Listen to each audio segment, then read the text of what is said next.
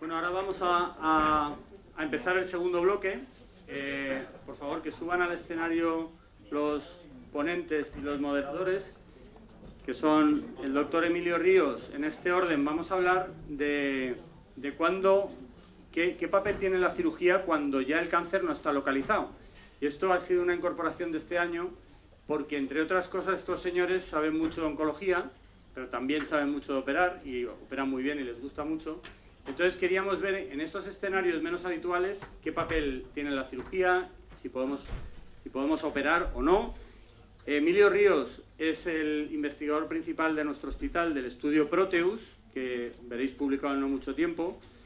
Estefanía Linares es la investigadora principal del estudio Primordium. ¿Dónde vas? Y luego Fran Donis. Fran Donis es un excelente urólogo, más joven que la media edad que ha habido hasta ahora. Bueno, aquí ya veis que va bajando la media edad de la mesa, entonces tampoco hay que decirlo todo. Fran Donis es un tipo que tiene un futuro brillante por delante y que ha elegido además un camino duro, que es iniciar una curva larga de aprendizaje quirúrgico, y le admiro por ello. Juan Aragón es un tío con una proyección enorme también en este campo, donde está operando mucho y bien, y me consta, en el Hospital Gregorio Marañón. Y Roberto Martínez es nuestra estrella invitada de la tarde, como decía, que pues es un urólogo que se formó en la Fundación Puigvert, que trabajó en el Hospital de Can Ruti, que ahora trabaja en el Hospital Río Ortega de Valladolid, y que tiene, además de una cabeza privilegiada, unas manos que también lo son. Bueno, sin ir más lejos, empezamos y doy la palabra a Emilio Ríos.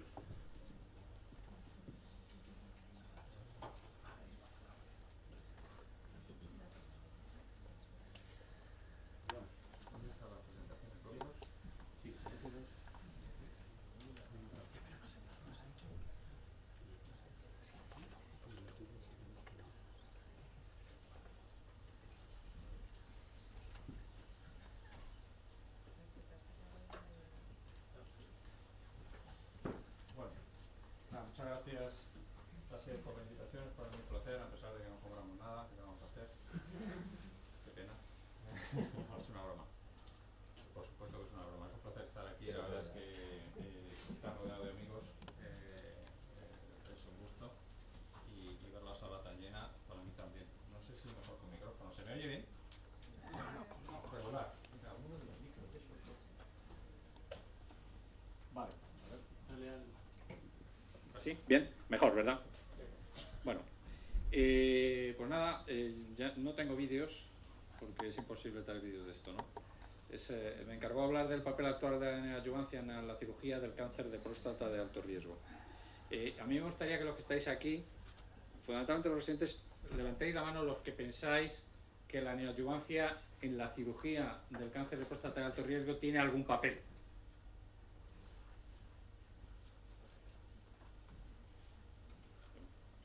Levantan algunos la mano. La cirugía. Entonces, a ver. Pues sí, esa era un poco la pregunta. Me dijo que fuera breve, así que pues prácticamente podemos haber terminado. Yo creo que hoy en día, a fecha de hoy, la neoadjuvancia en la cirugía del cáncer de próstata de alto riesgo no tiene ningún papel, ¿no? Si nos vamos a las guías clínicas, pues nos van a decir exactamente lo mismo, ¿no? Que los pacientes de alto riesgo, si los vamos a operar, los podemos operar, yo creo que los debemos operar. Yo estoy confiado de que la secuencia lógica es empezar por la cirugía, y que los pacientes, probablemente muchos de ellos, van a necesitar algo más, y que van a formar parte de un tratamiento multimodal. Pero la radioterapia tiene un papel, y si nos damos cuenta, la radioterapia tiene un papel asociada a la hormonoterapia. Por lo tanto, en el tratamiento del cáncer de próstata de alto riesgo, la neoadjuvancia sí tiene un papel, y tiene un papel en el contexto de la radioterapia. Y así es como está hoy en día. Y eso se ha demostrado hace ya mucho tiempo. Lo demostró porque los oncólogos radioterápicos hicieron estudios donde los cirujanos no hemos sido capaces de hacerlo, y demostraron que era mejor asociar la hormonoterapia a la radioterapia que hacer la radioterapia sola en pacientes de alto riesgo. Como vimos esto, pues dijimos, pues esto está chupado, y lo vamos a hacer y lo vamos a demostrar igual en la cirugía. Y hay muchos artículos, he traído unos cuantos y no voy a entrar mucho en detalle, lo voy a resumir al final, que han intentado demostrar si utilizar la hormonoterapia neoadyuvante y luego la cirugía tenía algún sentido, tenía algún papel en este escenario, ¿no? Varios artículos, algunos con diferentes duraciones de tratamiento hormonal. Incluso hay una revisión de la Cochrane sobre todos estos artículos, y al final esto es un poco el resumen, ¿no? La mayoría de los estudios son de tratamientos muy cortos, y lo que nos ha demostrado la neoadyuvancia es que hay menos pacientes con afectación extracapsular, hay menos PT3, hay menos tasa de márgenes positivos, hay muy poca incidencia de pacientes con afectación ganglionar. Cuanto más tratemos al paciente, más beneficios vamos a obtener en ese sentido, pero no se han demostrado beneficios ni en supervivencia libre de progresión ni en supervivencia a cáncer específica. Por lo tanto, ese debe ser uno de los principales objetivos que se debe plantear en la neoadyuvancia en este escenario.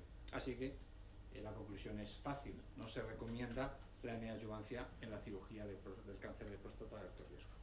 Analizando estos estudios históricos, pues vemos que utilizan lógicamente agonistas de la LHRH, en algunos casos asociados o no a antiandrógenos de primera generación. La mayoría de los pacientes no eran estrictamente de alto riesgo, no se evaluaba la respuesta patológica, ya veremos que eso tiene importancia, y el tiempo de seguimiento era realmente corto.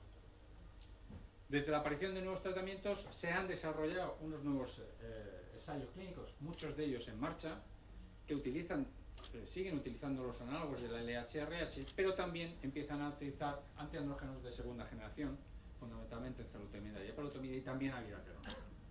La mayoría de los pacientes incluidos son de alto riesgo. Se va a evaluar de forma sistemática la respuesta patológica, y el seguimiento se plantea a mucho más largo plazo, porque estos pacientes habitualmente van a vivir mucho tiempo. Y la primera pregunta que surge cuando uno se plantea esto es: ¿cuál es el impacto de intensificar esta supresión de la vía androgénica, ¿no? Realmente vamos a ser capaces de poder curar a estos pacientes. La primera evidencia es que la combinación del análogo con un antiandrógeno de segunda generación realmente tiene una supresión del andrógeno tisular mucho más eficaz que si utilizamos solo antiandrógenos. Y esto nos hace pensar que probablemente este tratamiento antes de la prostatectomía nos va a poder reducir en mayor medida la carga tumoral del paciente. Os traigo pocos artículos, pero muy concentrados. El primero incluye un resumen de 3 ensayos de neoadyuvancia con abiraterona, con enzalutamida y con la asociación de abiraterona y enzalutamida. Evalúan respuesta completa y la presencia de enfermedad mínima residual, que se define como la presencia de tumor en menos de 5 milímetros del foco tumoral principal. Evalúa recidiva bioquímica y analiza las características de los pacientes que responden, es decir, que presentan ese tipo de respuesta patológica. El segundo estudio compara abiraterona neoadyuvante con abiraterona y apalutamida neoadyuvante, y evalúa más o menos lo mismo: respuesta completa, enfermedad mínima residual, y también cuáles son aquellos biomarcadores de respuesta. De esta tabla fundamentalmente nos centramos en lo de abajo, ¿no? Que es la suma de los pacientes que presentan respuesta patológica completa y enfermedad mínima residual. Y vemos que a corto plazo abiraterona tiene unos porcentajes muy bajos, pero si nos vamos a 24 semanas y si nos vamos al resto de combinaciones, estamos en unas tasas que van entre el 20 y el 40% de la combinación de respuesta patológica completa, es decir, desaparece el tumor de la próstata, hablamos de tumores de alto riesgo, o solo queda un pequeño foco de 5 milímetros. Analizando que compara ABI, o sea, el resumen de los 3 ensayos, ABI, ENZA o ABI y ENZA, son 117 pacientes en total. Hay un 21% de la suma de enfermedad mínima residual y respuesta patológica completa, y tenemos una recidiva bioquímica a 3 años del 59,1%. Pero lo que llama la atención del estudio es que hay unos pacientes que se denominan respondedores, es decir, aquellos que tienen esa suma de enfermedad mínima residual o respuesta patológica completa, en los que solo 2 de 25 hacen recidiva bioquímica. Mientras que el resto, los no respondedores, el porcentaje de recidiva bioquímica a 3 años es del 51,1%. Y además se estudia cuáles son los marcadores que pueden predecir esta respuesta patológica completa. Y es la pérdida de PTEN, que es un gen que todos conocemos, o la presencia de carcinoma intraductal, un marcador anatomopatológico claramente adverso en cuanto a la definición del tipo de tumor. Por tanto, datos ya a tener en cuenta porque podemos seleccionar a qué pacientes se van a beneficiar más o menos. Este es el otro estudio, el que compara IAVI y apalutamida. Son 118 pacientes. El porcentaje de respuesta es del 22 y del 20%. Y de nuevo, marcadores de presencia de tumor residual son la pérdida de PTEN otra vez, la presencia del gen de fusión ERG y de nuevo la presencia de carcinoma intraductal. De hecho, la suma de la presencia del gen de fusión con la pérdida de PTEN se asocia significativamente a un mayor volumen residual. Estos pacientes no hay presencia de enfermedad mínima residual y hay una tendencia además a presentar valores de PSA mucho más bajos al diagnóstico, lo que hablaría de que es un tumor mucho más indiferenciado. Se han estudiado en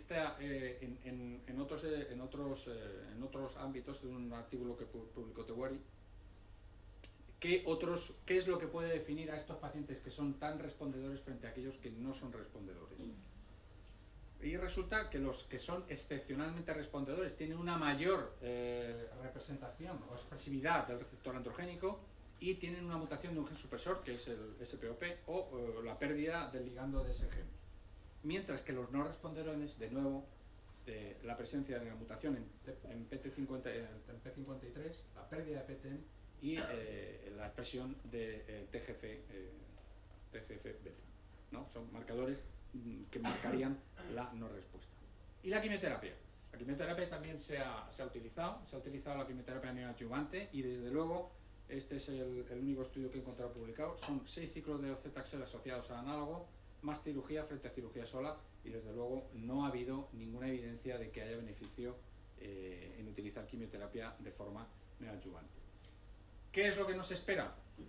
Este es el ensayo clínico que mencionó Asier. A mí me parece un ensayo clínico apasionante, lo estamos desarrollando en el hospital. Lamentablemente pues no hemos incluido a todos los pacientes que nos gustaría, pero selecciona pacientes de alto riesgo y se van a aleatorizar a recibir todos van a recibir análogos de la LH-RH, apalutamida 6 meses frente a placebo, cirugía y de nuevo apalutamida 6 meses frente a placebo. A mitad del ensayo han incluido la valoración mediante PET-PSMA, algo que no estaba contemplado inicialmente. Ya veremos, y no queda tiempo para hablar de eso, pero yo creo que las nuevas técnicas de imagen también nos van a aportar algo que añadir a este tipo de pacientes. Este es el ensayo Proteus, todavía no hay conclusiones. Uno de los objetivos principales es valorar, lógicamente, recidividad bioquímica, pero también la presencia de enfermedad mínima residual. Hay una valoración patológica de cada centro y una valoración patológica central con unos criterios muy definidos de cuáles son los pacientes que van a presentar y cuáles no respuesta patológica completa, que como vemos es un dato muy importante a tener en cuenta. Pero ya vamos a ir cada vez más allá, lo que vamos a ir es cada vez seleccionando mucho más a los pacientes y hay ensayos clínicos que se están diseñando en función de las características que vayan presentando los pacientes. De manera que si el paciente tiene una mutación en BRCA, le voy a dar un inhibidor de PARP. Si el paciente tiene tumores o diferenciación endocrina o tiene inestabilidad de microsatélites, le voy a dar quimioterapia o incluso también inmunoterapia, ¿no? Y en ese sentido, este es un ensayo clínico que se está llevando a cabo, que se llama GANS. Aquí el paciente se seleccionan pacientes con cáncer de próstata de alto riesgo, se les hace un estudio genético y empiezan a recibir tratamiento con un antiandrógeno y luego, en función de las alteraciones que tenga, si no hay nada, recibirán apalutamida o apalutamida con docetaxel. Si tienen mutaciones en pérdida de PTEN, en el gen del retinoblastoma o P53, se les va a asociar también docetaxel. Si hay alteraciones en los genes de recombinación del DNA, se les asociará inhibidores de PARP. Y si tienen inestabilidad de microsatélites, síndrome de Lynch o son hipermutados, entonces recibirán inmunoterapia. De manera que vamos a ir seleccionando pacientes en función de sus características y marcadores genéticos para asignarles uno u otro brazo de tratamiento. Este es el estudio Neptune. En este estudio solo incluyen pacientes con mutación de BRCA y lo que hacemos es demostrar si un inhibidor de PARP como olaparib asociado al LH-RH, a un análogo, durante 6 meses va a tener algún impacto en los beneficios para este tipo de pacientes. Y de nuevo valoramos también enfermedad mínima residual. Este es otro ensayo, yo creo que con esto ya voy a terminar, en que combina un antiandrógeno como darolutamida con abemaciclib. Abemaciclib es un inhibidor de ciclinas los inhibidores de ciclinas, lo que nos están haciendo, interfieren en el ciclo celular y potencian la respuesta de fármacos dirigidos contra el receptor hormonal, en concreto con el receptor androgénico. Ya se han utilizado en mama con muy buenos resultados y ahora hay ensayos en marcha en neoadyuvancia en pacientes con cáncer de próstata de alto riesgo. De manera que cada vez vamos seleccionando más a los pacientes. A modo de conclusión, yo creo que hoy en día, y es por donde empecé, no existen datos que justifiquen el tratamiento neoadyuvante a la prostatectomía radical en pacientes con cáncer de próstata de alto riesgo. Los datos de los ensayos clínicos con nuevos antiandrógenos son prometedores. Hay respuesta, hay pacientes que responden en cuanto a respuesta patológica. Esos se van a beneficiar en cuanto a la recidiva bioquímica. Podemos identificar esos pacientes respondedores. Creo que el ensayo clínico Proteus nos va a ayudar a definir mucho más esos marcadores de respuesta patológica que presentarán estos pacientes respondedores, que hay biomarcadores en ese sentido, como son la mutación en SPOP, en P53, la presencia de gen de fusión o la pérdida de PTEN, y que los futuros ensayos van en direcciones a combinar nuevos tratamientos como inhibidores de PAR o terapias dirigidas, que vamos a estratificar a los pacientes por biomarcadores. Y por último, y aunque no he hablado nada, y creo que es que si no daría para otra charla, probablemente la aparición de las nuevas técnicas de imagen, fundamentalmente el PET-PSMA, nos va a servir no solo como marcador a la hora de seleccionar a los pacientes, sino también como marcador de respuesta. Y nada más, muchas gracias.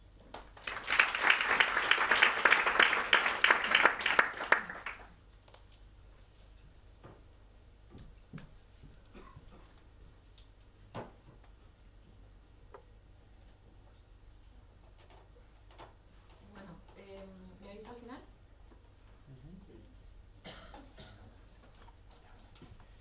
Lo primero de todo, agradecer al doctor Leibar Asier la invitación.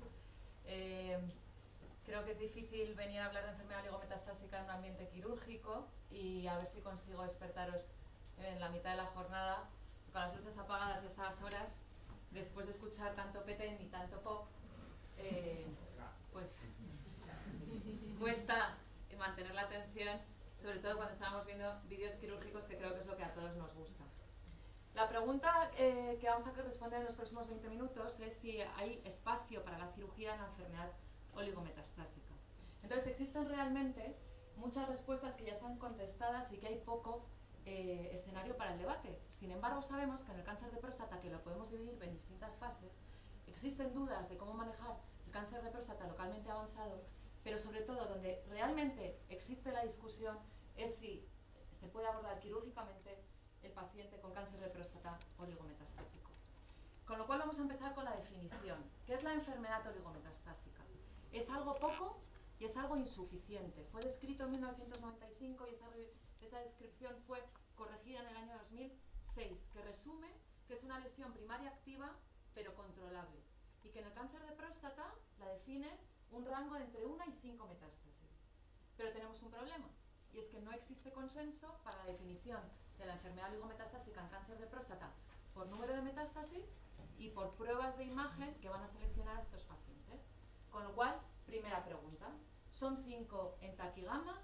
¿Son 5 en PET? ¿Qué consideramos una lesión visible? ¿Solo la lesión ósea? Y si leemos campos ganglionares, también son 5 lesiones. ¿Qué es realmente la enfermedad oligometastásica? Pero además, la enfermedad oligometastásica existe una teoría, que existe un clon primario, que es la enfermedad del tumor primario, que tiene una célula circulante, pero el tumor primario es controlable. Y luego existe otra teoría de que existe la enfermedad metastásica del cáncer de próstata, donde existe un descontrol de la enfermedad primaria y existe un escenario de enfermedad sistémica, con lo cual estamos hablando de dos tipos de tumores que presentan o debutan con metástasis. Así, podemos tener también a su vez un paciente oligometastásico de novo o un paciente con un tratamiento del primario que tiene una recurrencia con una oligorrecurrencia, o podemos tener un paciente con control de la enfermedad metastásica que tiene zonas de oligoprogresión. Y esto es muy importante entenderlo, porque ahora mismo en los congresos entramos en una sala, entramos en una plenaria, se pone la gente a hablar de PET-PSMA, de imagen, de enfermedad metastásica, de enfermedad hormonosensible, y no sabemos, cuando escuchamos oligometástasis, realmente de qué estamos hablando. Y en lo que nos vamos a centrar ahora mismo es en el paciente oligometastásico primario de novo, es decir, es un paciente que nos debuta en nuestras consultas con menos de 5 metástasis óseas por pruebas de imagen convencionales, TAC y gammagrafía. ¿Por qué por pruebas de imagen convencionales? Porque es un paciente con diagnóstico primario. En el diagnóstico primario a día de hoy todavía no hay escenario para el uso de pruebas de imagen de nueva generación como el PET-colina o como el PET-PSMA. No sabremos en un futuro, pero la evidencia en la actualidad es que no deberíamos de indicar estas pruebas de imagen. Sabemos que existe más indicación para la cirugía en la enfermedad localizada y cuando aumenta el volumen metastásico existe más tendencia al tratamiento, con lo cual sabemos que el paciente con enfermedad localizada, cirugía sí, el paciente con mucha carga tumoral, cirugía no.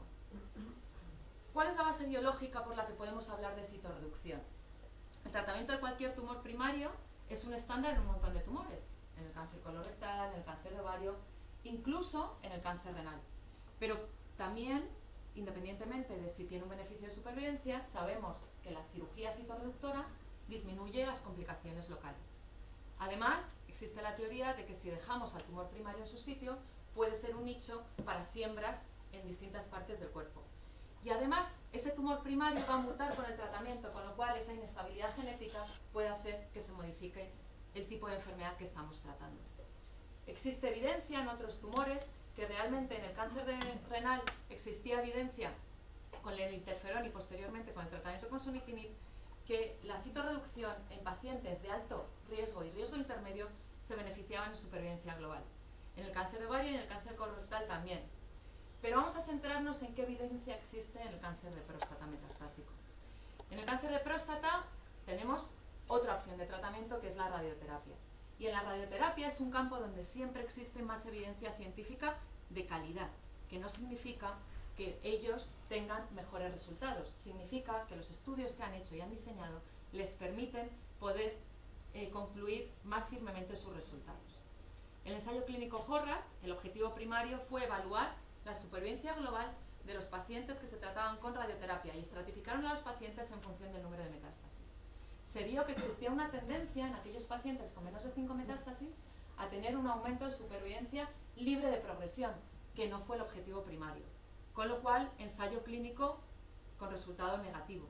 Sin embargo, esa tendencia fue evaluada en el ensayo clínico Stampede en el brazo H, donde se cogían pacientes que se trataban con radioterapia y estándar de tratamiento, es decir, terapia de privación androgénica más menos docetaxel por la fecha de reclutamiento, frente a no radioterapia del primario.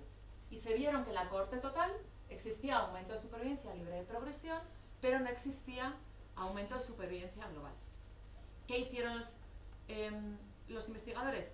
Estratificaron a los pacientes por la tendencia evaluada en el estudio Horrat y se vio que aquellos pacientes con bajo volumen, descritos por la definición Charter, que son menos o igual a 4 metástasis óseas, sí que presentaban aumento de supervivencia global. Y es el motivo por el que a día de hoy se dice en la guía clínica que los pacientes con menos de 5 metástasis pueden beneficiarse de radioterapia del primario si son diagnosticados de novo.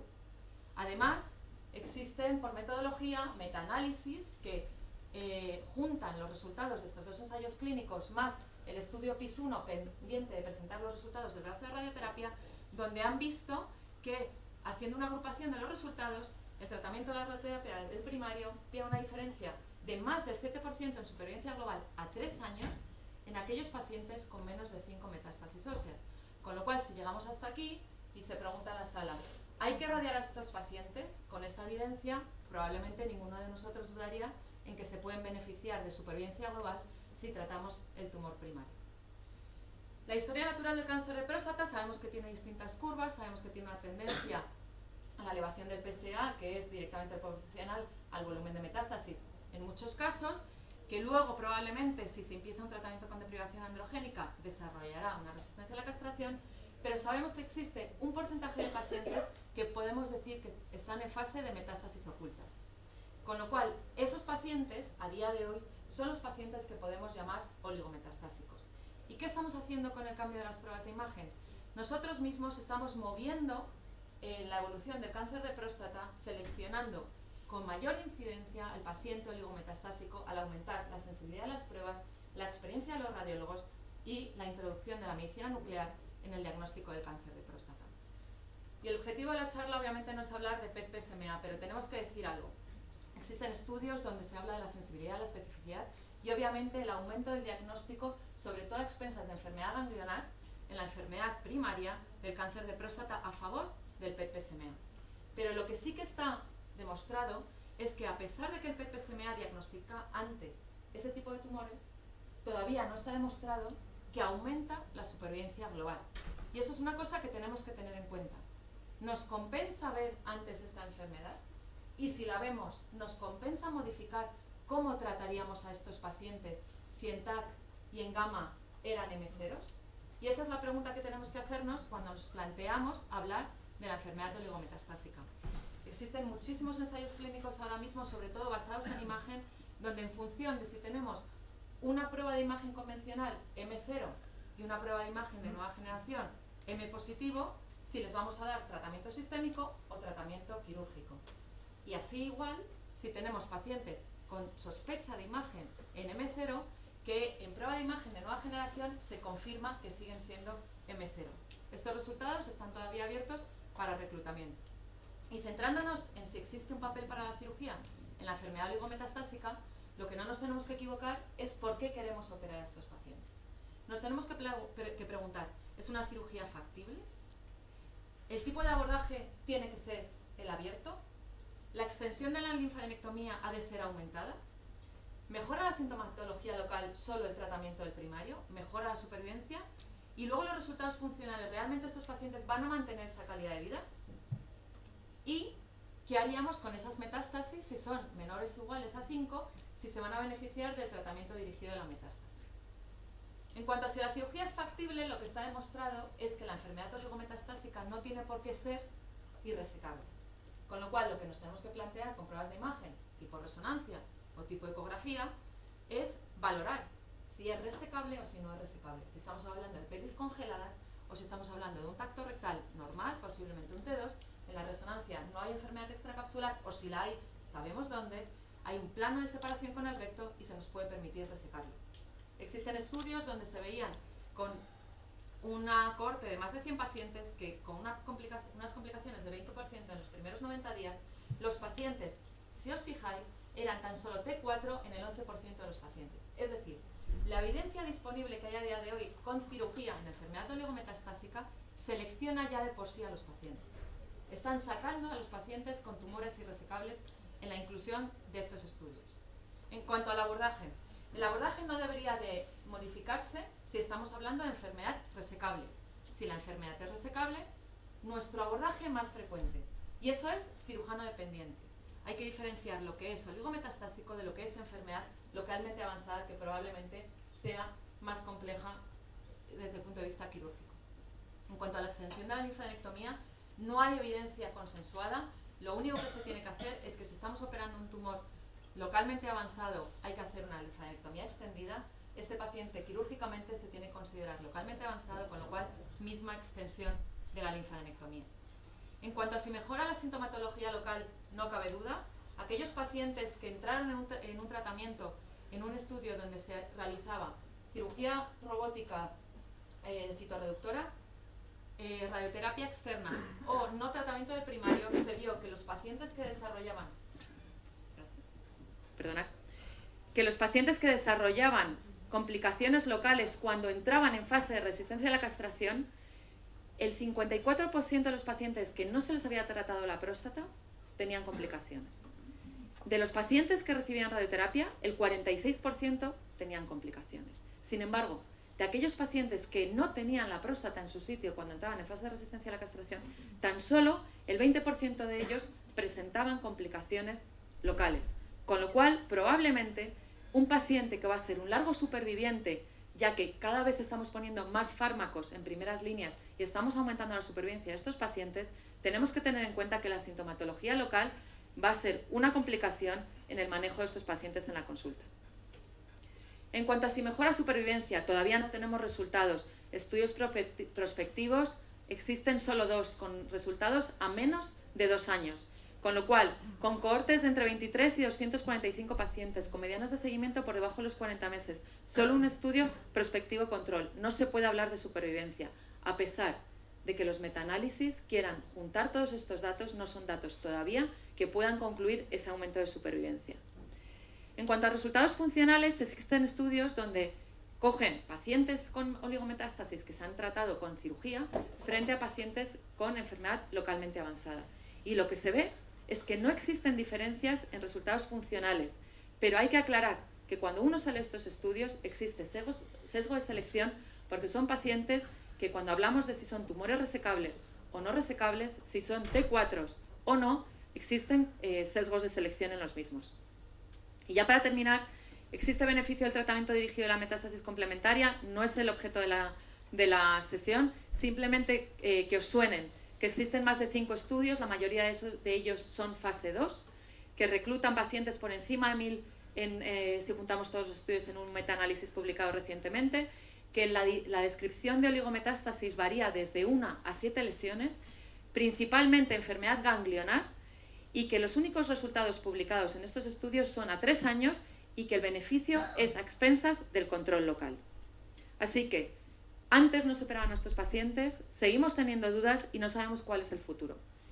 El estudio LOMP, que es un registro internacional que recluta a más de 109 pacientes, 48 de ellos quirúrgicos, 26 de ellos con radioterapia y 35 de ellos con tratamiento local, es probablemente uno de los estudios que, a pesar de ser un registro internacional, mejor resume la evidencia de estos pacientes. Existe un sesgo de selección en la edad del paciente.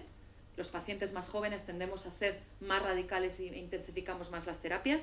Sin embargo, no existen diferencias en cuanto a supervivencia global. Exclusivamente cuando presentan datos a 2 años, dicen que los pacientes con cirugía viven más. Pero realmente es una conclusión que tenemos que coger con puntillas, porque un marcador a 2 años de cáncer de próstata probablemente es insuficiente para modificar nuestra actitud. Y ya para resumir, aunque lo digan las guías, también tenemos que saber lo que se puede hacer y lo que no se puede hacer. Las guías a día de hoy, en 2022, nos dicen que la radioterapia del paciente oligometastásico con bajo volumen está indicada porque existe evidencia nivel 1, que la cirugía citorreductora o la radioterapia en pacientes de alto volumen tiene que estar siempre en ensayo clínico, que la cirugía asociada a terapia de privación androgénica está contraindicada por guía clínica a día de hoy, y que el tratamiento dirigido a la metástasis tiene que ser siempre en un contexto de ensayo clínico, dentro del comité multidisciplinar o en estudios de cohortes. Para que os suenen los estudios, múltiples estudios que están evaluando la citorreducción en cáncer de próstata en la actualidad. Sin embargo, un gran problema. Ya tenemos heterogeneidad en la selección de los mismos. Existen estudios que seleccionan a los pacientes por TAC y gamma. Existen estudios que están seleccionando ya a los pacientes por pruebas de imagen de nueva generación. Y además, otra heterogeneidad. El objetivo primario. Uno, supervivencia global, otro, supervivencia libre de progresión, otro, seguridad, otros, viabilidad. Con lo cual, ¿qué resultados vamos a tener para poder comparar? Probablemente pobres. Y ya para concluir, el concepto de oligometástasis está relacionado con menos de 5 metástasis en el cáncer de próstata, conocer que vamos a migrar los estadios con la utilización de las pruebas de imagen de nueva generación, que hay que evaluar si el tumor es resecable, el número de metástasis y si disponemos de ensayos clínicos en nuestros centros, que en 2022 existe beneficio del tratamiento del primario a favor de la radioterapia y que la cirugía en cáncer de próstata presenta los mismos resultados de complicaciones perioperatorias, se favorece el control de la sintomatología local a la progresión y todavía pendientes de resultados que dejen el lugar para el cáncer de próstata citorreductor. Con lo cual, a la respuesta de la pregunta, todavía no. Muchas gracias.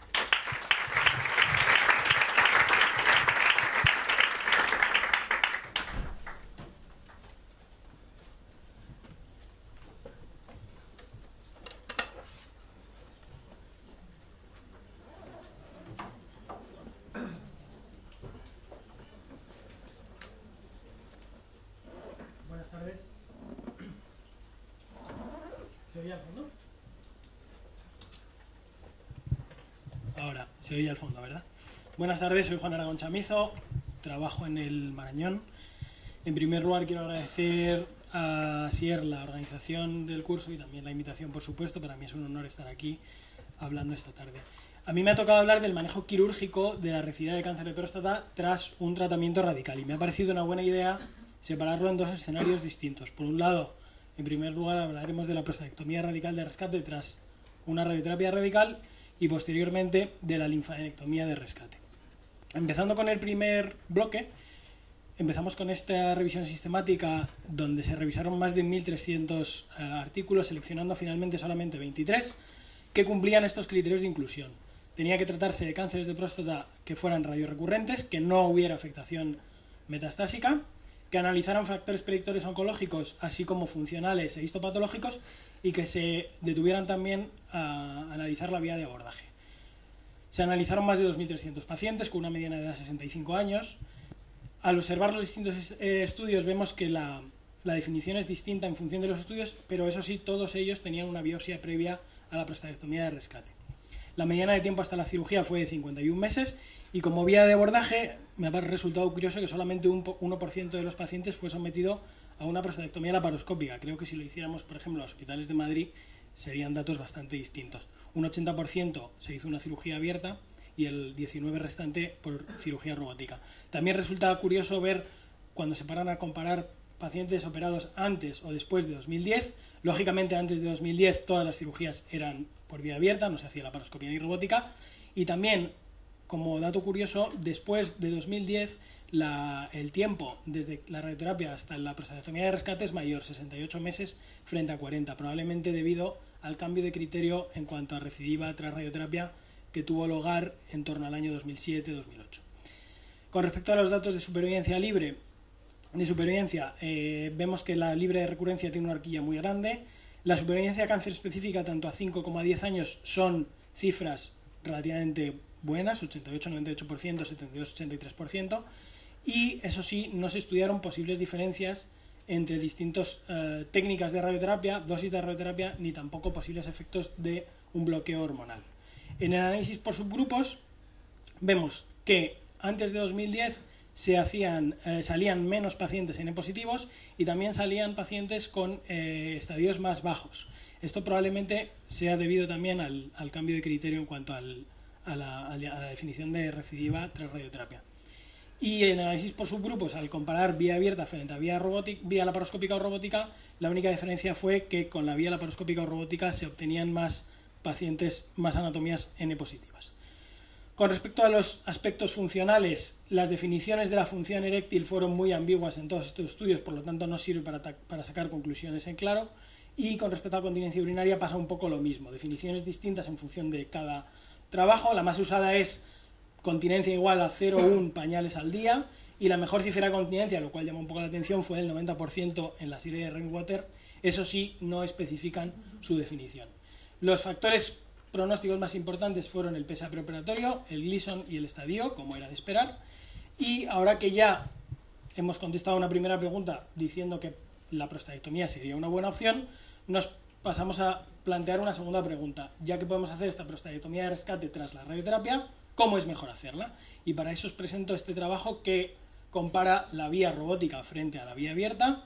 Son 629 pacientes, de los cuales se excluyeron todos los que habían sido intervenidos mediante vía laparoscópica, los que habían sido operados antes del año 2000, los que no tenían un seguimiento superior a 6 meses y los que no tenían claramente definidas las definiciones de continencia y de función eréctil. Quedando, por lo tanto, 395 pacientes, de los cuales 186 fueron operados por vía abierta y 209 por vía robótica.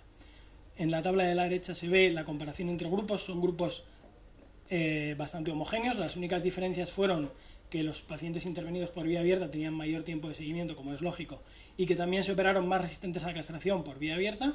El resto de variables no mostraron diferencias, por lo tanto, en principio, son grupos homogéneos y comparables. No se encontró significación estadística en cuanto a lesión rectal, en cuanto a infección de herida quirúrgica, ni en cuanto a necesidad de transfusión posoperatoria. Y en las variables que sí mostraron significación estadística, vemos que la vía abierta se tardó algo menos en cuanto a tiempo quirúrgico, hubo mayor pérdida de sangre en la vía abierta, también mayor estancia hospitalaria, se hacían más linfadenectomías y se quitaban mayor número de ganglios por vía abierta que por vía robótica, hubo mayor cifra de estenosis de la anastomosis, pero también hubo menor porcentaje de fístula urinaria.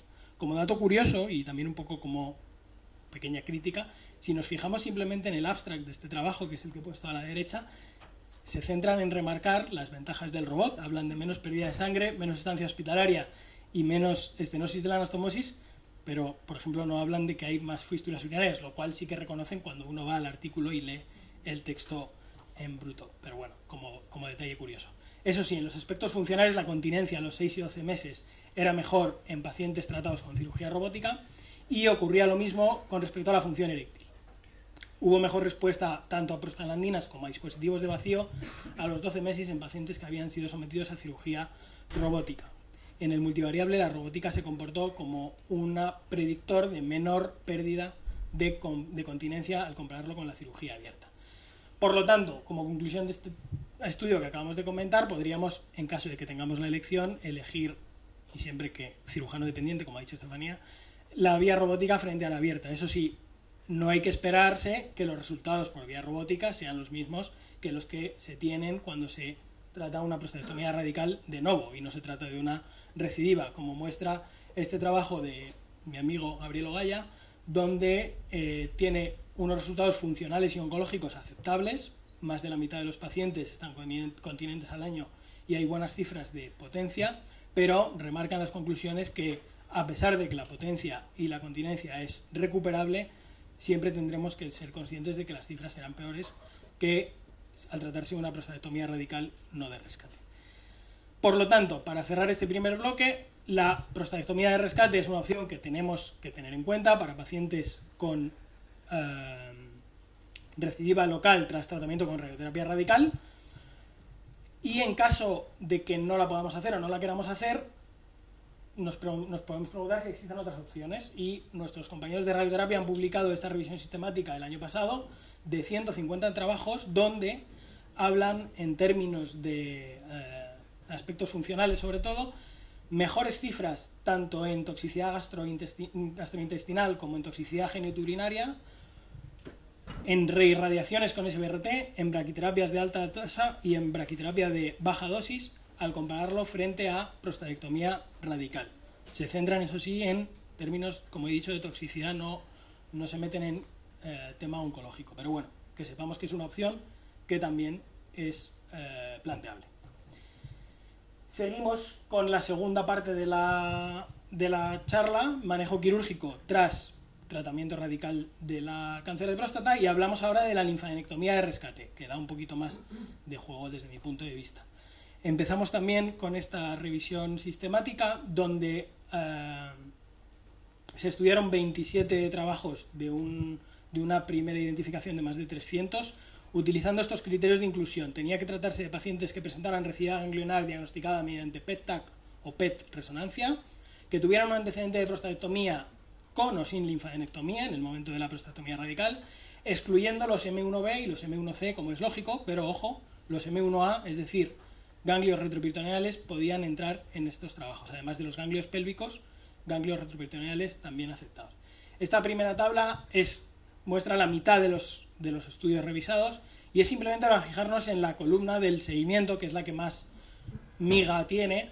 Vemos que, aunque hay un trabajo que tiene una mediana de seguimiento de 76 meses, la mayoría se mueven en torno a 20, 30 meses, incluso hay alguno de 11, 13. Es decir, son seguimientos, en principio, a corto, medio plazo como mucho. De hecho, la mediana de seguimiento en esta revisión fue de 29,4 meses.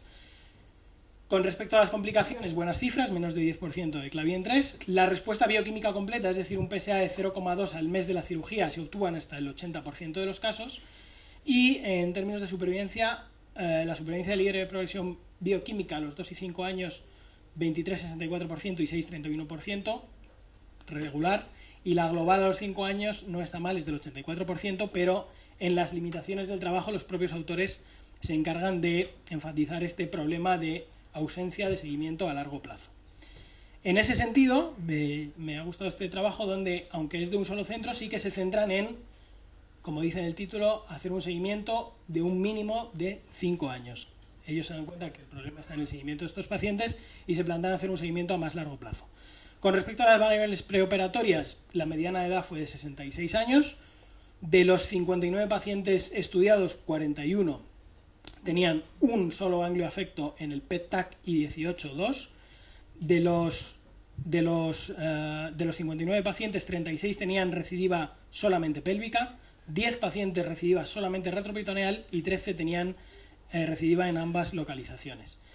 De estos 59 pacientes con recidiva ganglionar, solamente 5 pacientes tenían un TAC positivo, es decir, 54 pacientes que tenían recidiva en el PET tenían un TAC negativo. Esto nos deja un campo abierto para discutir, Estefanía ha hablado un poco de ello, porque aquí nos surge una pregunta bastante importante. ¿Todo paciente con sospecha de recidiva ganglionar debe llevarse un PET? ¿Es el PET hoy en día una prueba que tenga que hacerse sí o sí a este tipo de pacientes? Y luego, con respecto a las variables posoperatorias, primer dato también curioso, de los 59 pacientes que habían sido diagnosticados como recidiva ganglionar mediante PET, solo 47 pacientes tenían anatomía patológica positiva, es decir, 12 pacientes que tenían ganglios positivos en el PET fueron negativos en la anatomía patológica, con lo cual un segundo campo de debate. ¿Tenemos que fiarnos a pies juntillas del PET para tomar nuestras decisiones? Podemos comentarlo después. La mediana de ganglios extirpados en la linfa de rescate fue de 8,9 y 35 pacientes, casi un 60%, tuvo una respuesta bioquímica completa. La mediana de seguimiento en este trabajo es algo más larga, 81,1 meses, y vemos como la supervivencia empieza a empeorar. La supervivencia libre de recidiva bioquímica a los 8 años fue del 23%, libre de recurrencia clínica a los 8 años del 38%, mientras que la supervivencia global, la cáncer específica a 8 años se mantiene en torno a un 81%, que es una buena cifra. Con respecto al multivariable de este trabajo, se comportaron como factores predictores de mala respuesta el PSA preoperatorio, la ausencia de respuesta bioquímica, es decir, no alcanzar un PSA inferior a 0,2 al mes de la linfa de rescate, y también la existencia de ganglios retroperitoneales. Si en la recidiva, además de ganglios pélvicos, o en lugar de ganglios pélvicos hay ganglios retroperitoneales, la evolución oncológica va a ser peor. Y siguiendo con nuestro tema del seguimiento, llegamos a este trabajo que en el propio título reconoce que la linfa de rescate no es tan buena como pensábamos cuando nos alargamos en el seguimiento, y en este trabajo son 189 pacientes de 11 hospitales distintos, mismos criterios de recidiva bioquímica, diagnosticados en este caso con PET-TAC y también con PET-TAC PSMA. La mediana de ganglios retirados fue de 19, 98 de los 189 pacientes, más de la mitad, tenían 3 o más ganglios positivos.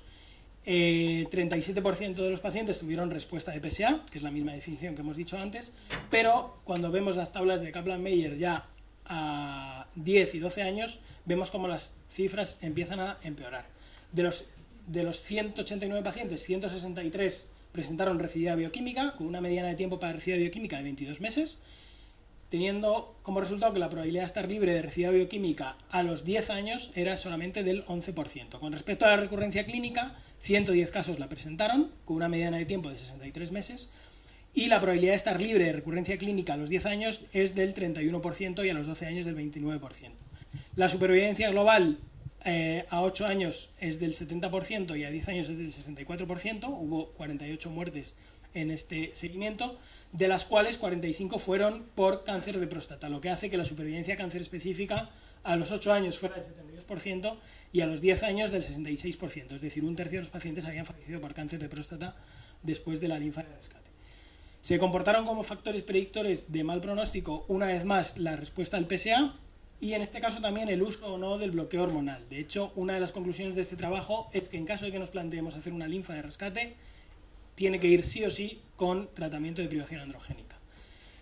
Por lo tanto, es una técnica que tenemos en nuestras manos, que podemos hacer, y la última pregunta que nos surgiría sería ¿a qué paciente se la tengo que hacer? ¿Cuándo tengo que hacer esa linfa de rescate? Si sé que algunos no van a responder bien y van a tener malas cifras de supervivencia, ¿a qué paciente se la tengo que hacer y a qué paciente no merece la pena hacérsela? En este sentido, este trabajo de Fossati se plantea desarrollar un modelo predictivo de pacientes buenos respondedores a la linfa de rescate y por lo tanto a los que merece la pena hacérsela, y para ello estudian a 654 pacientes a los que siguen durante 30 meses. De esos 654, 334 presentaron recurrencia y de esos 334 que recurrieron, 150 presentaron lo que ellos llaman una recurrencia clínica precoz, es decir, antes del año después de haberse sido de haberse sometido a la linfadenectomía de rescate. Se dieron cuenta que la mortalidad cáncer específica a 3 años está claramente relacionada con esta recurrencia clínica precoz, es decir, con esta recurrencia clínica antes del año después de la linfa, ya que esta mortalidad cáncer específica fue de 20% en pacientes con recurrencia clínica precoz y solamente de 1,4% en pacientes que no tenían esta recurrencia clínica precoz. Y los factores predictores, una vez más, de mala respuesta, fueron un ISUP alto, poco tiempo desde la prostatectomía radical hasta la elevación de PSA, una vez más la ausencia de bloqueo hormonal a la vez que la linfa de rescate, la presencia una vez más de ganglios retroperitoneales en el PET, que hubiera más de 3 spots, más de 3 localizaciones ganglionares en el PET y un PSA alto en el momento de la linfa de rescate. A cada uno de estos factores predictores se le otorgó un coeficiente, de manera que en cada paciente que presentaba una recidiva ganglionar se podía calcular una probabilidad de recurrencia clínica precoz. Y con su fórmula estadística llegan a la conclusión de que todo paciente que tenga una probabilidad superior al 25% de presentar esta recurrencia clínica precoz, es decir, antes del año después de la linfa de rescate, no tiene sentido hacer una linfa de rescate. Si el paciente tiene una probabilidad menor a ese 25%, sí que tendría sentido, puesto que las cifras de supervivencia podrían ser mejores. Por lo tanto, y para terminar, conclusiones de la linfa de rescate, como acabamos de hablar, es una opción quirúrgica que tenemos y que es segura en términos de complicaciones y demás. Siempre que nos la planteemos, a día de hoy debería ir con bloqueo hormonal y tener siempre en la cabeza las recidivas a medio y largo plazo y la selección de pacientes. Con respecto a la prostatectomía radical de rescate tras la radioterapia, también es una opción quirúrgica. Si tenemos una recidiva local, hay que estar seguros de que no exista enfermedad fuera de la próstata y para ello hacer un buen estudio de extensión y, en principio, mejores resultados funcionales si tenemos la posibilidad de hacer cirugía robótica. Muchas gracias.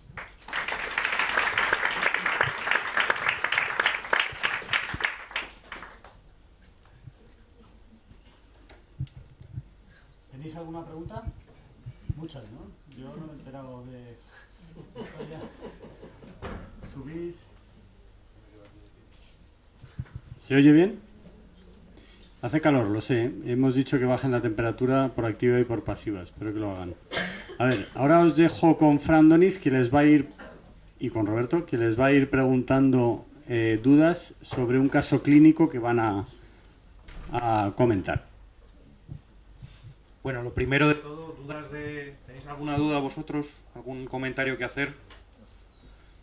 El objetivo de presentar ahora un caso clínico es devolver un poquito los pies a la tierra. O sea, hemos estado viendo conceptos muy teóricos, vamos a intentar ver cómo unos expertos se manejan ante un caso clínico y consiguen ir avanzando poquito a poco con diferentes escenarios. Antes del caso clínico, tengo que hacer alguna pregunta que si no reviento. Emilio, yo siempre he escuchado, no tengo experiencia con ello, pero siempre he escuchado que cuando haces neoadjuvancia con hormona antes de una prostatectomía, los tejidos se vuelven más gomosos, más chiclosos, más difíciles de manejar. ¿Vosotros habéis notado algo? Te va a contestar Estefanía, que operó al último. Pues en realidad no se nota. Lo que sí es que se nota es que aquellos pacientes que probablemente han recibido el brazo de tratamiento, el tamaño de la próstata es insignificante. El otro día, pues la próstata que operamos pues tenía la longitud de un hemoloc, con lo cual pues tenía una longitud de menos de 2 centímetros. Entonces eso sí que lo hace dificultoso. Sin embargo, por ejemplo, el tejido ganglionar, yo no he visto que se haya disminuido. O sea, sí que es cierto que la disección es la misma, pero no te da la sensación de no tener tejido adiposo o ganglionar que disecar. Pero el tamaño de la próstata sí que se nota. Lo que no está tan claro es luego lo que ve el patólogo, ¿no? O sea, hay pacientes que sabemos que han recibido tratamiento porque han tenido toxicidad. Si un paciente tiene RAS, pues es que ha recibido, si tiene una erupción cutánea, probablemente es que ha recibido apalutamida, ¿no? Y tenemos un par de casos, ¿no? Pero sí que la patóloga nos ha llamado en solo una ocasión con un paciente que nos ha dicho es impresionante la respuesta de lo que había en la biopsia y a lo que me he encontrado en la pieza, que no hay tumor. no ha desaparecido el tumor. Y eso nos ha pasado en un solo paciente. El resto, y algunos han recibido tratamiento, no ha sido así. Por eso hablaba yo del tema este de los respondedores, ¿no? Que no sabemos cuáles van a ser, ¿no? ¿Lleváis muchos casos clínicos metidos ahí en muchos pacientes? 8, En el Proteus. 12. Nos quedan algunos por operar todavía. 12. ¿Y ahí en La Paz qué criterio usáis de oligometastásico, Estefanía? 5 metástasis, 4 metástasis. En principio lo que sí que estamos ¿Alguna hablando es afectación visceral, como he visto por ahí? más de paciente oligometastásico, estamos hablando de pacientes de bajo y alto volumen, ausencia de metástasis viscerales y siempre seleccionando a los pacientes por pruebas de imagen convencionales. ¿Cuál es el problema? Por ejemplo, en el paciente que recurre al tratamiento del primario con radioterapia, sobreindicaban el PET-colina hace mucho tiempo, ahora sí que está indicado el PET-PSMA, con lo cual estamos seleccionando a los pacientes este año con la implantación del PET-PSMA ya por esas pruebas. Sin embargo, son probablemente pacientes que si les hiciésemos una gamma o un TAC, muchos de ellos pues incluso serían M0s, con lo cual no sabemos nosotros mismos cómo estamos migrando la selección de esos pacientes. Pero eso desde este año. Vamos con el caso clínico. Vamos a imaginarnos un paciente de 50 y tantos años que no tiene ningún antecedente así relevante, un PSA que le va subiendo pero no mucho, PSA de 3, PSA de 4. Estamos en un hospital mediano, no en un hospital grande ahora mismo. Las guías nos recomiendan que si la cinética empieza a ser inquietante le hagamos una resonancia de entrada. Pongamos que, vale, es un recomendado, hemos hablado con el radiólogo y nos deja hacer una resonancia de entrada. Normalmente, por ejemplo, a nosotros no nos dejan. Tenemos que hacer alguna biopsia previa antes de hacer una resonancia de entrada, pero es recomendado. Si hacemos una resonancia, nos sale un nódulo PIRADS 4 en la zona de transición derecha y lo biopsiamos. Y hacemos una biopsia cognitiva. Por supuesto, el nódulo sale negativo, fallo del biopsiador o del radiólogo, pero en la biopsia sistemática nos sale que tiene un Gleason 7, un 3+4, un ISUB2, en ese lóbulo, aunque no en ese nódulo. En el otro lado tiene un mínimo foco de Gleason 6, un ISUB1. Con el PSA de 4 y poco que teníamos, algunos cilindros de ISUB2, le hacemos un nomograma, el Briganti, el de Memorial, el que usemos, y nos sale que el porcentaje de afectación ganglionar es de en torno al 2%. Le hacemos una prostatectomía con todo nuestro buen hacer y el posoperatorio transcurre sin incidencias. Hasta que llega el paciente a la consulta por primera vez, en cuyo caso vemos la anatomía patológica. Gleason 8, 4+4. Es un ISUB 4 ya. PSA indetectable. La primera pregunta. Ante ese escenario, ¿recomendáis algún tratamiento adyuvante de entrada o tratamiento diferido? ¿Radioterapia de entrada o a la progresión? Yo en principio con un PSA indetectable vigilaría y no haría radioterapia adyuvante. Nosotros siempre optamos por la radioterapia de rescate frente al adyuvante. ISUB 8, la categoría T, ¿cuál es? Pongamos que es un T2. Vale, y márgenes negativos. Yo no hago más. Lo digo porque si hubiera sido un PT3B con márgenes positivos y un Gleason 8, eso es otra historia.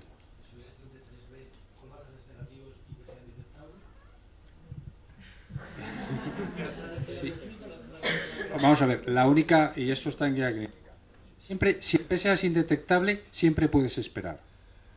Siempre puedes esperar. Y yo, siempre que se pueda esperar, prefiero esperar.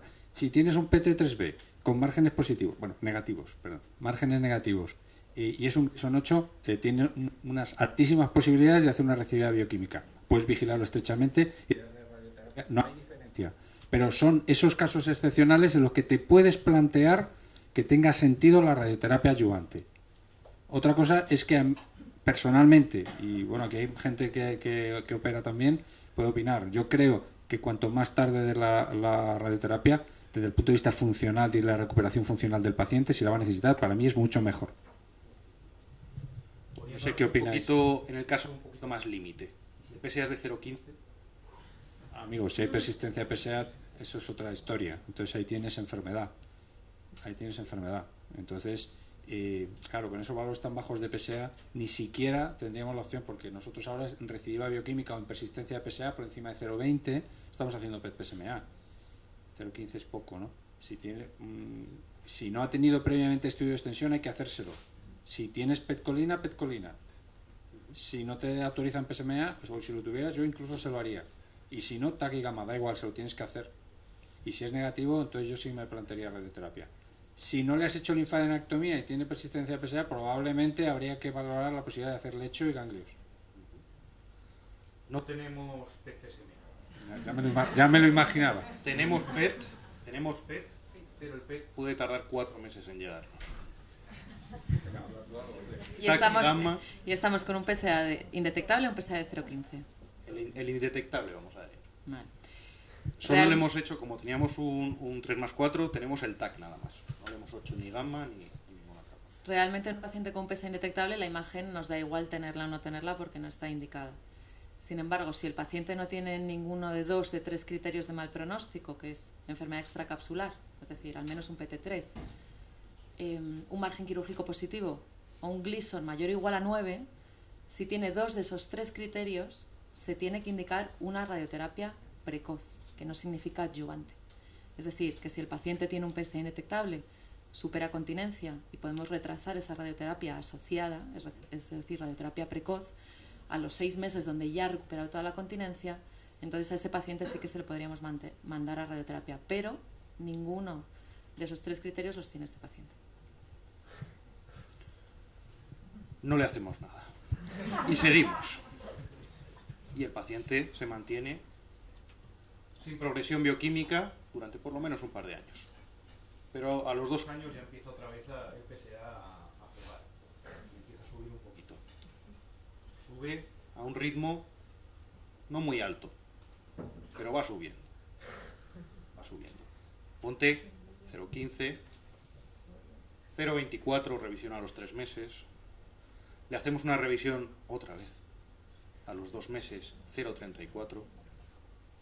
Siguiente pregunta. Respecto al estudio de extensión que le podemos hacer en este caso. En un escenario ideal, le haríamos el PET-PSMA.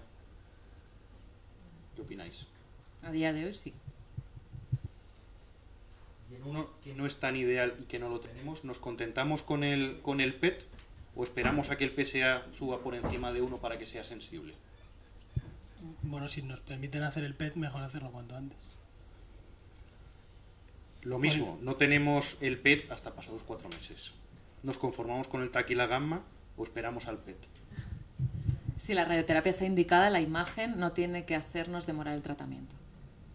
Si es un paciente que no se ha realizado linfadenectomía porque estaba infrastadiado en la biopsia, con lo cual este paciente tendría que ser candidato a radioterapia del lecho y plantearnos en un comité si tendría que ser radiado las cadenas ganglionares o no en función de si no tenemos esa imagen.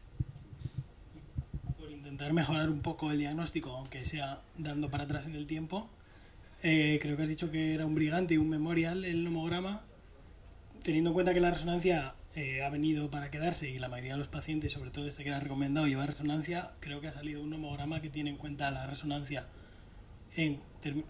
utilizando el diámetro mayor de la lesión index, ¿no? A lo mejor si hubiéramos aplicado ese nomograma en vez de otro, la probabilidad de linfa habría salido como para hacerla. La probabilidad de ganglio afectado habría salido como para hacer la linfa. Le conseguimos hacer una prueba de imagen. Y nos salen ganglios positivos. No le hemos hecho la linfadenectomía y ahora tenemos 2 ganglios patológicos. Uno en ilíaca común derecha y otro en el territorio ilioobturatriz izquierdo. Juan, Hombre, después de lo que acabo de presentar tendríamos que aplicar el nomograma y bueno, sí, bloqueo más linfa de rescate. ¿Le ves para la linfa Sí. de rescate? Sí. ¿A ti te cambiaría algo el que el Gleason estuviera infrastadiado en ese caso, que en vez de un 7 fuera un 8? O sea, con el Gleason 8... Sí, lo que pasa es que tampoco me quedan mucho más opciones, ¿no? ¿Te plantearías opción radioterapia en vez de...? ¿En PSRT no le podrías hacer? Sí. Sí, por poder sí.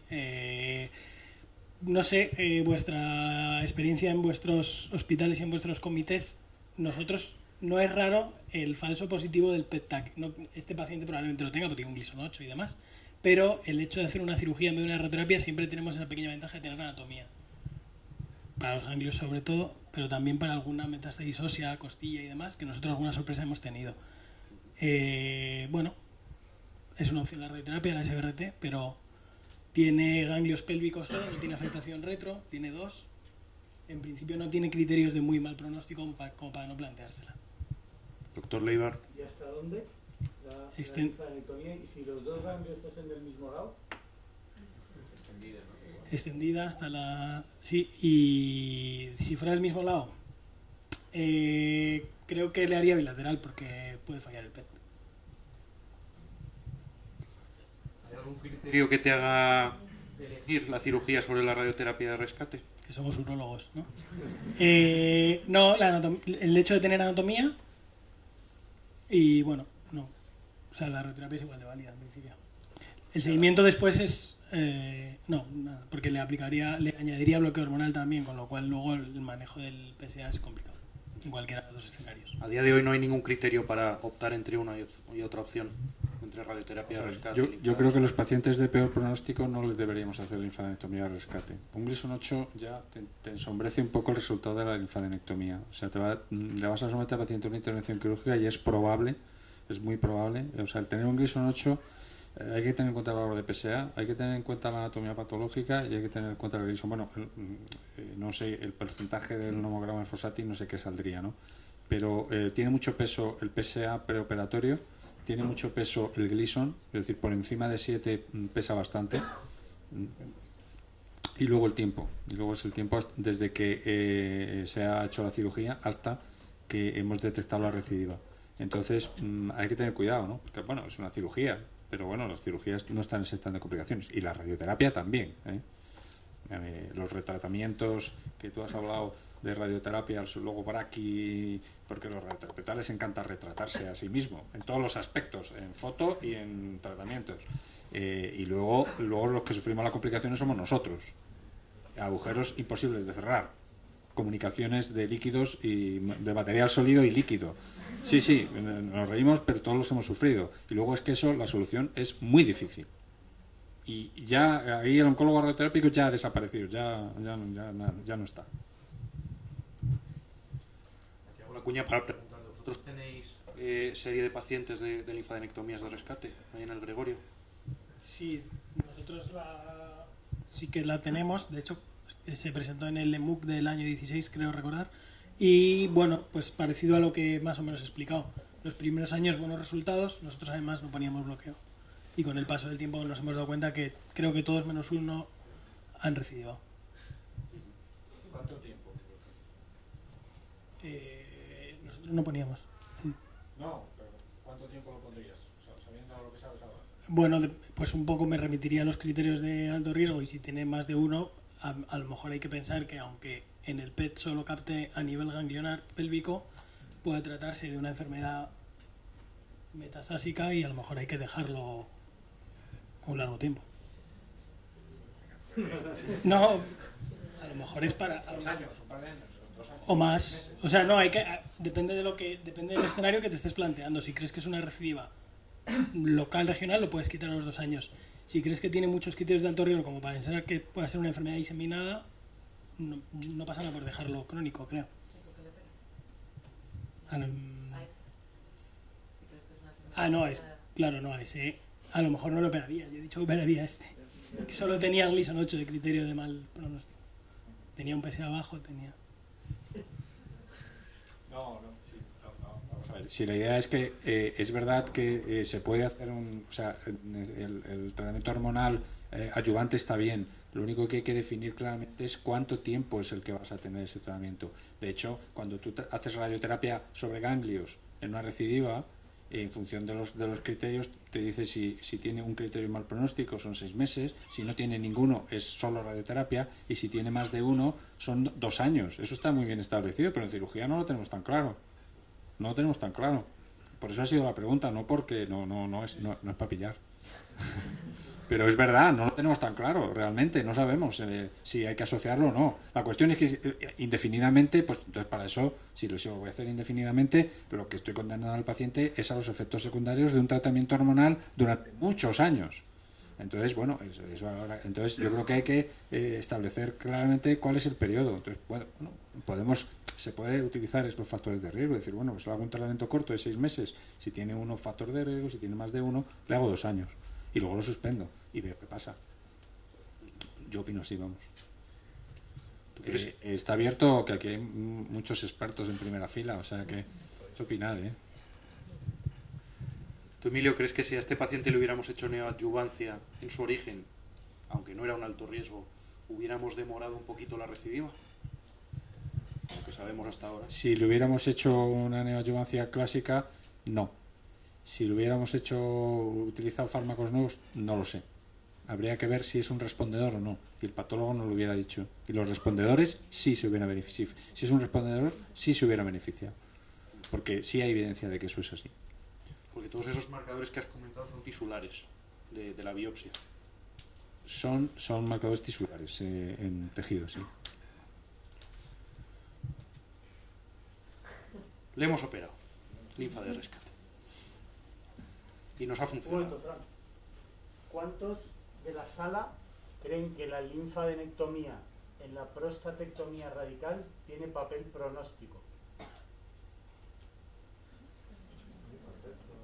Es decir, que si hacemos una linfadenectomía en una prostatectomía radical, podemos aportar beneficio en la supervivencia.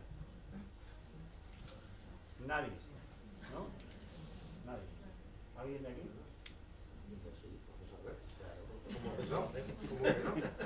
No, bueno, yo pregunto. Sí, en general.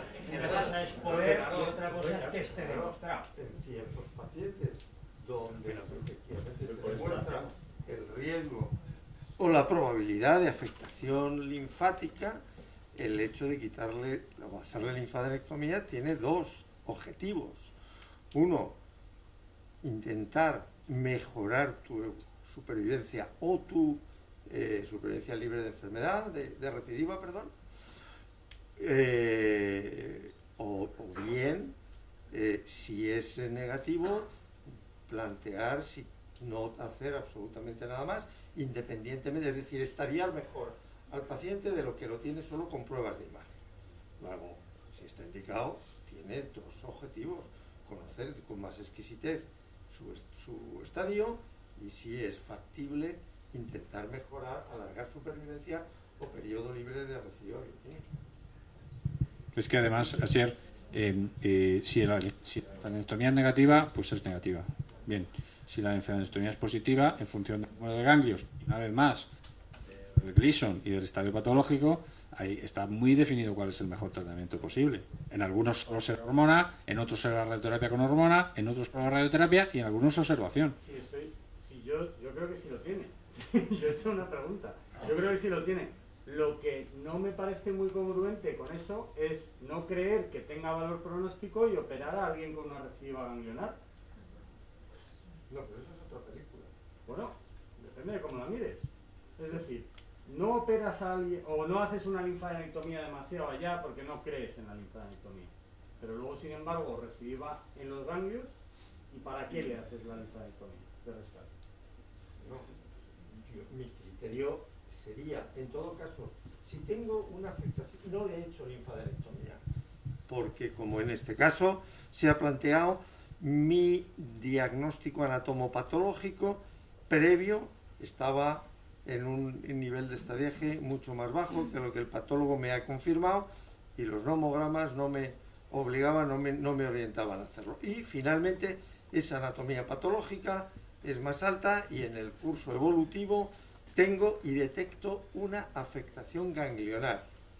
Yo creo que hay varios factores a tomar en consideración, independientemente de lo que tú quieras, pero número de ganglios, situación de los ganglios, tiempo de aparición de la afectación linfática desde el momento de la cirugía, nivel de PSA que tengo y, por supuesto, edad y situación del paciente. Con todo eso, yo evalúo cuál es mi línea de tratamiento, que puede pasar desde hacer linfadenectomía, porque pues es una recidiva bioquímica con un nivel de PSA bajo, con una afectación ganglionar muy relativamente localizada, pequeña en la pelvis, no más alta, no retroperitoneal, no por encima del promontorio.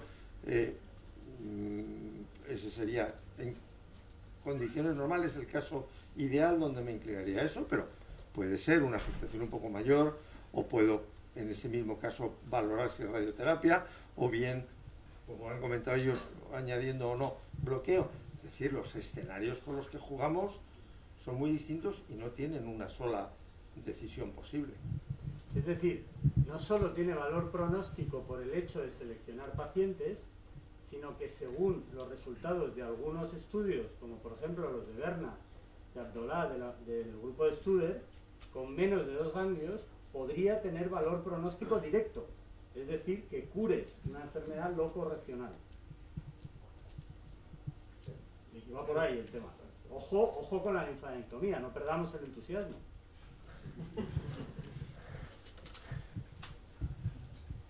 No le digas al doctor Ramírez Bajados no, ese no, porque que la linfa no tiene valor, que vamos. Con la linfadenectomía.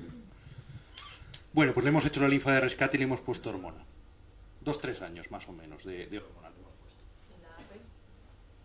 La AP, una pregunta, no lo había pensado. Pero vamos a pensar que es positivo.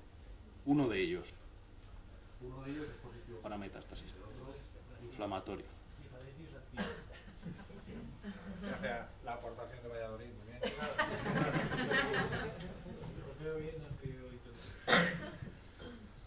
Bueno, pues nos ha funcionado el tratamiento con la hormona, pero una vez suspendida la hormona, vuelve a progresar el PSA. Y esta vez ya a un ritmo más rápido. Pongamos, bueno, no os voy a poner cifras, pero pongamos que tiene un doubling time alto de menos de 6 meses, por ejemplo. Le hacemos prueba de imagen, esta vez sí que tenemos disponible, porque ahora ya nos dejan hacerla cuando tenemos esos niveles de PSA. Le hacemos un PET, que es lo que nos dejan, y le vemos que tiene 3 metástasis óseas. 3 metástasis óseas y que vuelve a tener algo por la pelvis.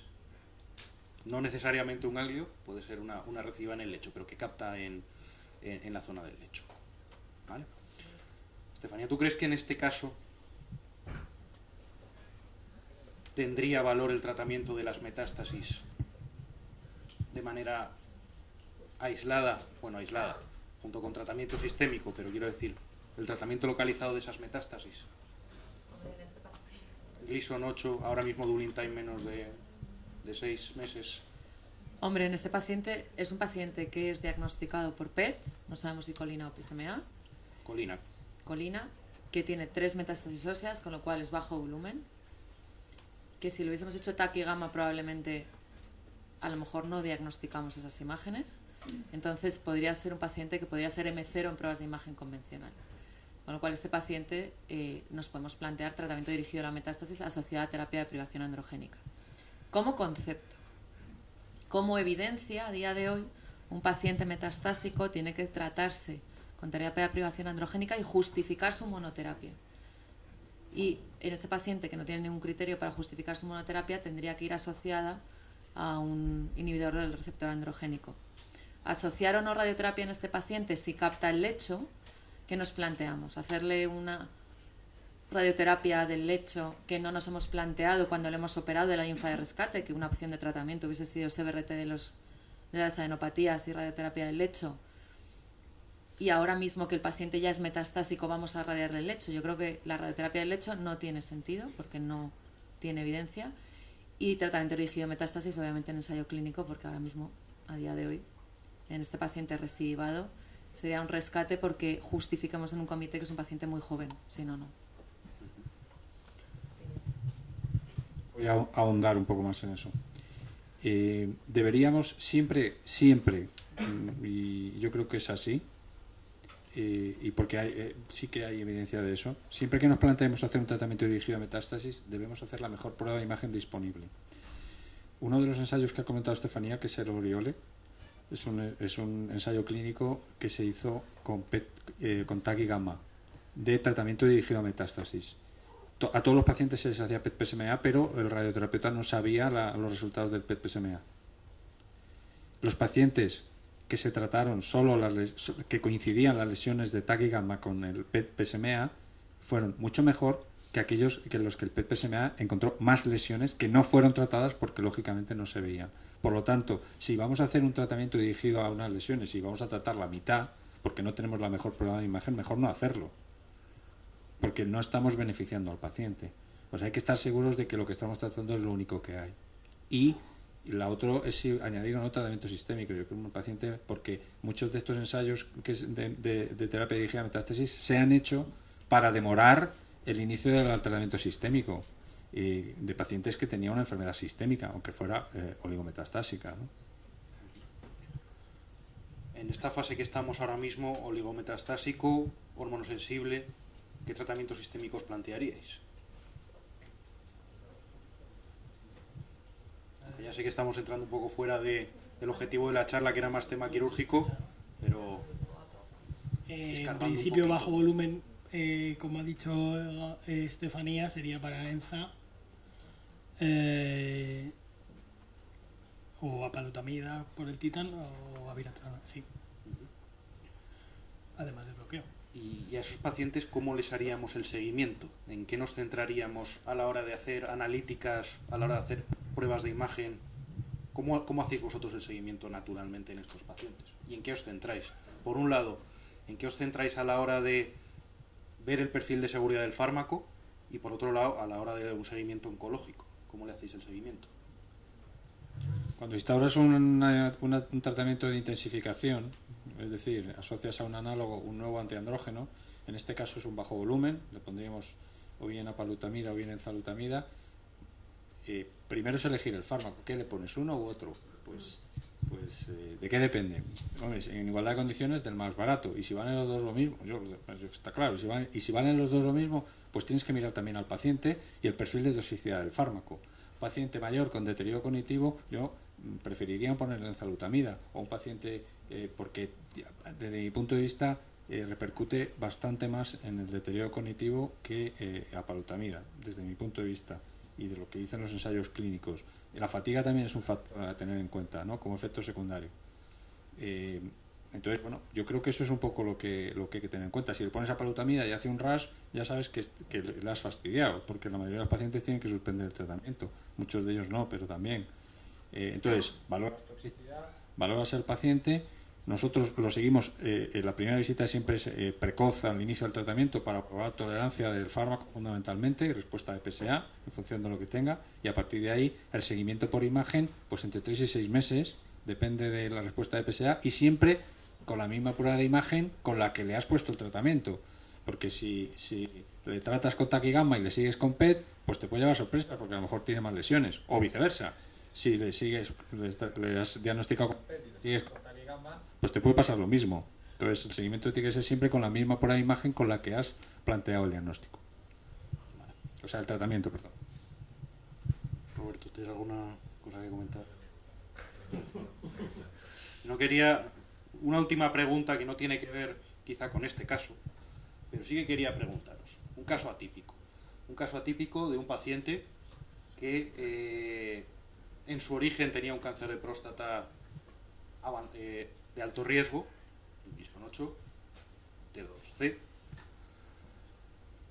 74 años, y en ese momento no se le consideró fit para tratamiento y se le da hormonoterapia. 3 años después se hace resistente a la castración en fase M0, M0 por pruebas convencionales.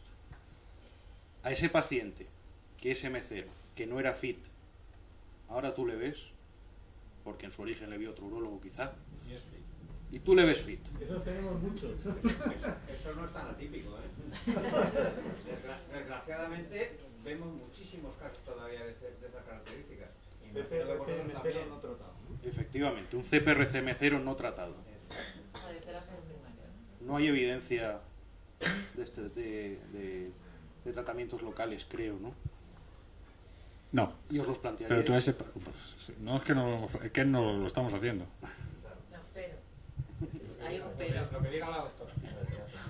No, pero durante unos años hemos estado radiando muchos pacientes CPR-CM0 porque no había alternativa de tratamiento. Desde hace 2 años hay alternativa de tratamiento disponible en los hospitales, con lo cual realmente como concepto radiar el primario en ese paciente que está infratratado sí que se le puede indicar, siempre bajo decisión de comité, sabiendo que nos salimos de guía clínica, pero la sobreindicación que muchos de vosotros habréis visto en vuestros hospitales, que hemos estado radiando CPR-CSM0 tarde, era porque no había alternativa de tratamiento que a día de hoy sí que existe. Y aquellos en los que haya enfermedad en la próstata. O sea, tienes que tener una prueba de imagen que te diga que hay captación prostática. Es que si no, y si el paciente estás un poco ya, es decir, tienes que tener evidencia bueno, fundamentalmente eso, ¿no? Y lo hemos hecho, ¿no? Y sobre todo porque es que además te encuentras con pacientes de mucho tiempo de tratamiento hormonal que además tienen un tiempo de duplicación de PSA por encima de 12 meses, pero que son resistentes a castración y van muy despacito. Y le haces un PET-colina y resulta que solo lo capta la próstata, no hay enfermedad en otro sitio y no tienes tratamiento que ofrecerle al paciente.